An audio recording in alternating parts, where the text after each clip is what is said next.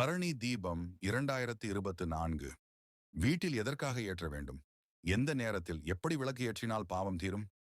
கார்த்திகை தீபத் திருநாளன்று அதிகாலையில் திருவண்ணாமலை அருணாச்சலேஸ்வரர் கெயாவிலில் சிவபெருமான் சன்னதியில் ஒரு விளக்கு ஏற்றப்பட்டு பிறகு அதிலிருந்து 5 தீபங்கள் ஏற்றப்படும்.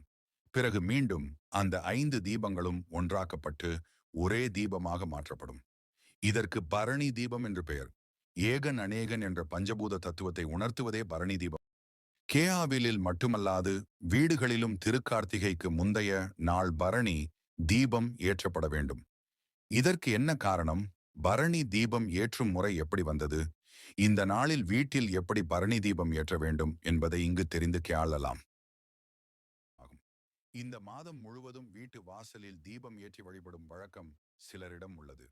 ஆனால் பெரும்பாலானவர்கள் திருக்கார்த்திகை துவங்கி 3 நாட்கள் வீடு முழுவதும் விளக்கேற்றி வழிபடும் வழக்கத்தை கடைபிடித்து வருகின்றனர்.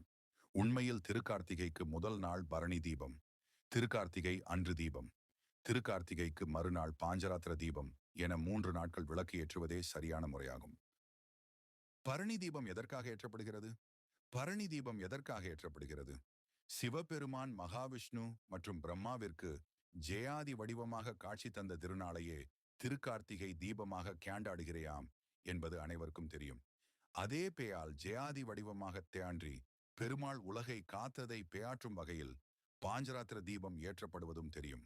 திருவண்ணாமலை அண்ணாமலையார் கேயாவிலில் திருக்கார்த்திகை அன்று அதிகாலையில் பரணி தீபம் ஏற்றுவார்கள் என்பது தெரியும்.